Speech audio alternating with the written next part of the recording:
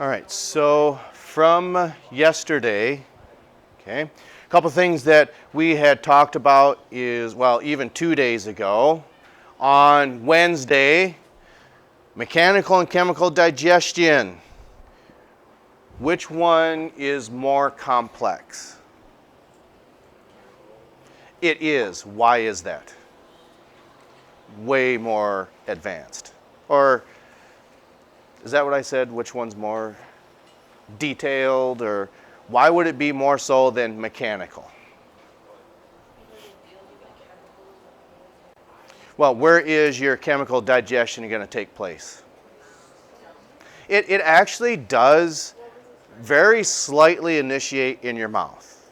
Okay, so it's kind of maybe a trick or a vague question, but the majority of it actually takes place at the tail end of the stomach and going into the intestine. And how are things broken down, whether it is carbohydrates, whether it is fats, or whether it's proteins? There's these that do that for us. We haven't talked about it yet, but just take a guess. We have mentioned it, but you haven't learned this mechanism yet. We said it's probably one of the most important mechanisms in the body as far, especially with digestion.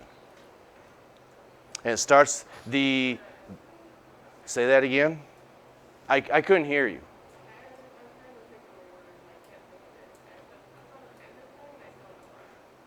But it does start with an E. You're going to hit yourself over the head when you... It's kind of like Wheel of Fortune here. What's the puzzle? We see an E up there, and there's a Y, and there's even a Z in it. Enzymes, that's right. So we're talking about enzymes that break down carbohydrates, fats, but especially proteins. That takes place in your small intestine. That's the chemical digestion portion, where the mechanical is just the chewing then, okay? Because I can pretty much guarantee you're going to have to explain that. With the freshmen, I always try to say, on Friday, I tried to explain what we're going to be doing somewhat next week. I haven't got down to the A&P class. I've just got the first two done. I'm not even sure whether we're going to get the papers handed out where, do you remember in biology where you do those short answer questions? You do that in this class, but it should be, it's a lot more detailed, okay? Because it is an upper level science class. I think you'd agree that it should be, okay? And then what are the two types of movement in the small intestine? Circular is one, and longitudinal is the other, okay? And one of the reasons that that's so important, well, I shouldn't say reasons why it's important.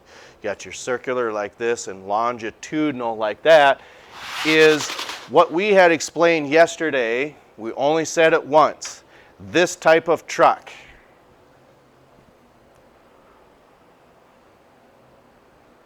It does this on the back.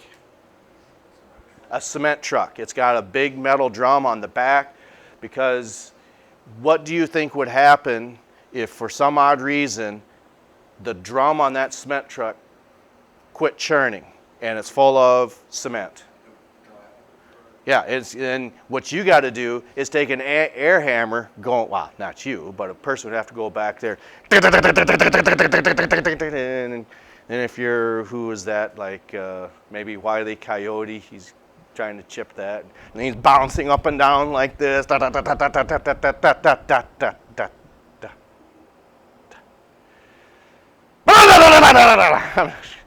For those who are recording, I just caught them off guard. Now hopefully they got headphones on, so it's kind of like, oh my, I really got them now. Okay, so yes, here's your two types of movements, your circular and your longitudinal. All right. And what happens is, as those two muscles are working in conjunction, it creates that spiral mechanism. And if it is churning inside the lumen, inside the small intestine, which is part of your alimentary canal, Why is that important for that churning to take place? What is in that lumen? It looks like that. What are these? Finger-like projections that do what? What do these things do?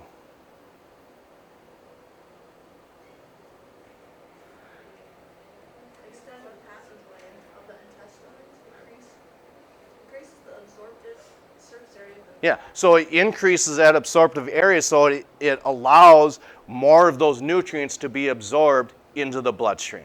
That's why that spiraling is so important. All right.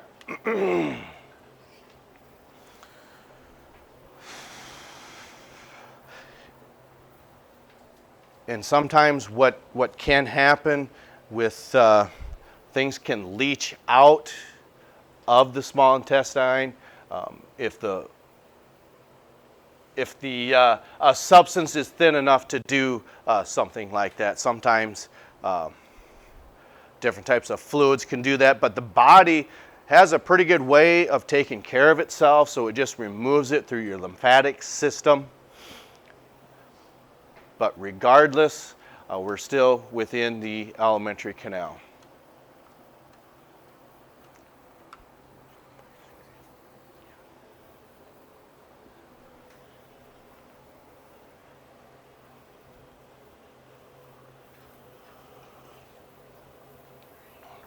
How many people are butchers in here because of elk, deer? I'm not. Okay. What have you ever felt the intestines inside the abdominal cavity of that deer? I don't know why you would, but maybe is it where you cut it and they just let them all flop out? Okay. But if you perforate that with a knife, you certainly know it. Have you done that before? How do you know that you perforated it?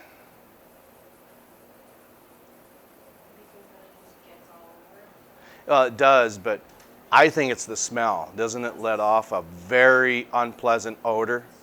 Yes. Okay. Well, yeah, it smells anyway, probably, but that certainly combines the process. But anyway, what we see happening here is these intestines can slide past one another because they've got that mucus on here that this serosa is actually secreting.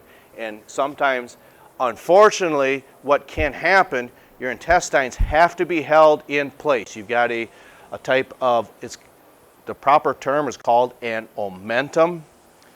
But if you rupture that, if you try to pick up something too heavy, okay, what do we call that? It starts with an H. It's a hernia. And you can get a perforated bowel, which means, let's say that the intestines have to be curved like this, kind of like what my finger's doing. And if that gets perforated, it can kink like, you can't really see it in the background because it's dark, but just picture, just like you kink a hose, it stops the water pressure behind it, and that is bad news can happen if that's not corrected fairly quickly by a surgeon, because different types of toxins can start to build up in there, and it's just not a good process to have. But otherwise, this, yes.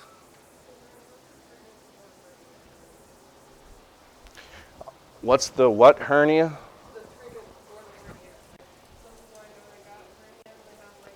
You got to put a little mesh in there to hold it in place. Probably staple it in their abdominal cavity or suture it in. Yeah, because anytime you perforate the skin anywhere in the body, you are opening yourself up for infection. Even though you're having something done surgically, ideally that should not take place, but it's not a 100% guarantee. Okay, so this is what actually allows you to do different types of activities, whether it's jumping in volleyball, basketball. You might see in college marching bands where they might do like high kicks and things like that. And once your abdomen is bouncing up and down like this, if you did not have this process, you would actually probably have a greater chance of causing your intestines to block. You become, I guess perforated wasn't the right term. That means you're poking a hole. You become blocked. That's a better term, not perforated. Okay, so again, now we move on to movements in the tube. And that tube is just the small and large intestine. That's what we're referring to here. It's called peristalsis. But here, this is the movement that we were talking about earlier. The circular and longitudinal muscle, they contract rhythmically, and it creates that mixing movement as it's propelling forward. And the reason for that is you can break things down more efficiently, but also absorb them more efficiently.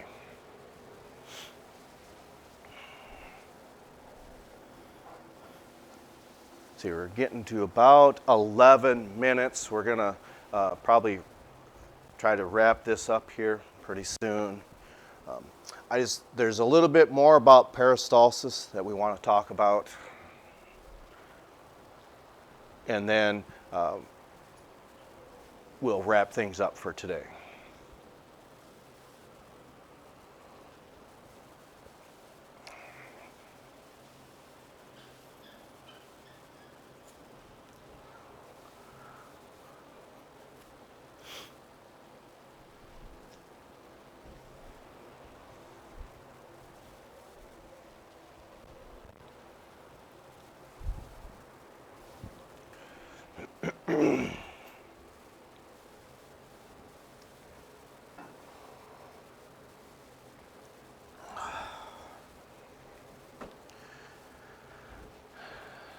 Isn't this awful sitting in here?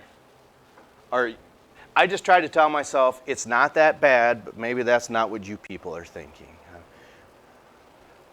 It's just got to. It's not that bad. It's not that bad. Is it working? Well, we're trying. Yeah, I think a person could always say that. It could certainly be worse.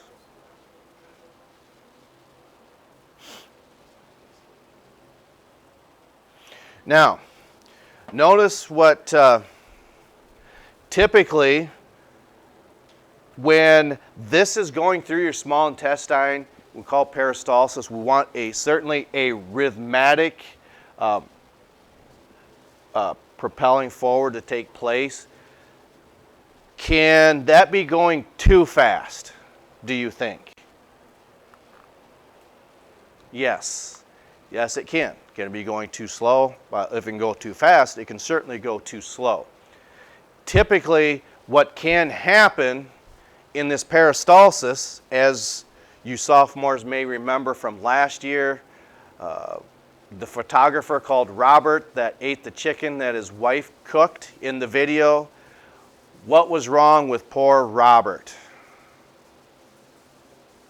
What was in that chicken or any other chicken on earth that if you don't cook it correctly?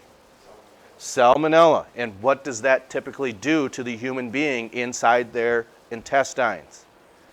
It causes the rhythmic contractions to slow down or speed up, if you remember. You're right. Why are you right when you say speed up? Just a guess? Okay. But you saw poor Robert pulling up to his house, and he needs to get into the house really fast. Why is that? Right, because we've all had that process known as, of course, diarrhea. It's something you don't like to talk about, which nobody does.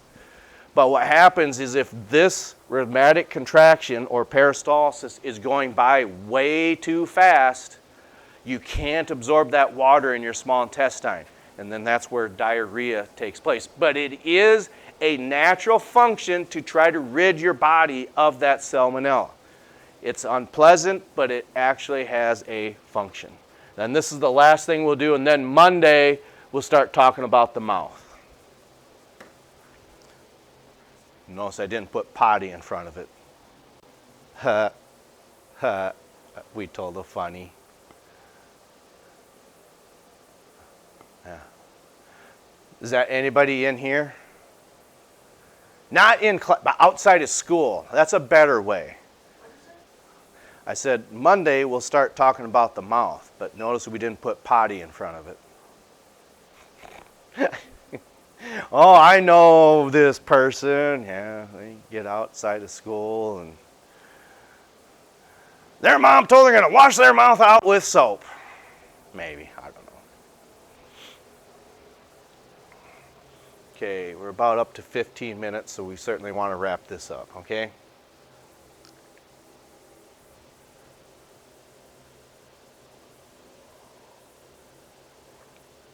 So it's not just limited to the small intestine and large intestine where the peristalsis takes place. Typically, well, I shouldn't say typically, it also occurs in the esophagus. Sometimes, has anyone ever taken a bottle of Coke, maybe, or even taken a bite of something too large, then you swallow and you go, oh my God, that hurts. I think that's something that occurs naturally too. And really, all you're doing is you're just stretching that muscle. And keep in mind, the stomach is a muscle itself, correct? Okay.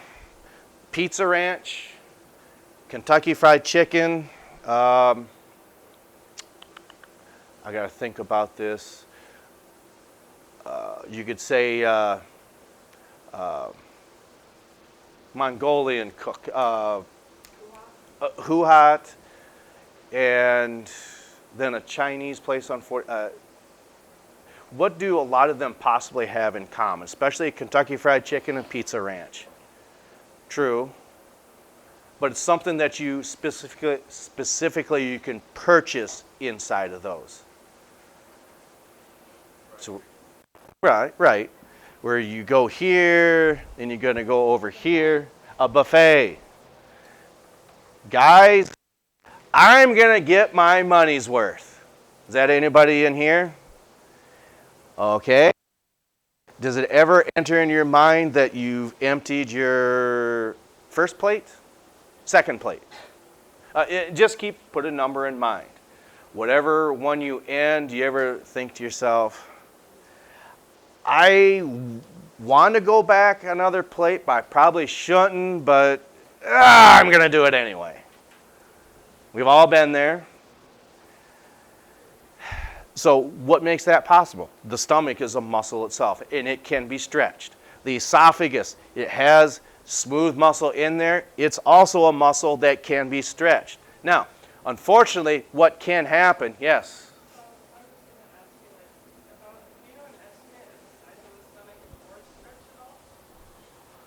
What about the stomach and stretching? Do you know about the size of the stomach before it's stretched out? I would venture to think, I would say make a fist and take that times 1.5. So in other words, it's the size of your fist and then maybe another half of that. Okay? I think that would probably be a pretty good way of looking at that. But also, okay, whether it's pop or water, I start with coffee in the morning, water in the afternoon, but if you take a big guzzle and a little bit of air gets in there too, then your diaphragm starts to, inadvertently start to contract. What do you think that is? Hiccups. For some reason, your diaphragm starts to spasm, and I don't know if that's an involuntary reflux because of what's being sent, a message from your brain, because your lungs is saying, we don't need this in here. It doesn't get in there, but for some reason, it starts to spasm, causes the hiccups. Okay, so next week, we'll move on with the mouth, and I would venture to think your very first vocabulary evaluation, I think it's page 3 or 4, whichever, 3 or 4, I don't know which one, probably on Thursday, because one of the things we want to do is I try to stay away from evaluations on an activity the night before. So the 24th, ladies, do you have I'm guessing you have a volleyball game. Is it here against Baltic? Okay. 26. Okay, so we'd get it out of the way that day then. Okay, so plan on that next Thursday. Your first vocab evaluation will continue on with the mouth. All right, we'll catch up to you next time.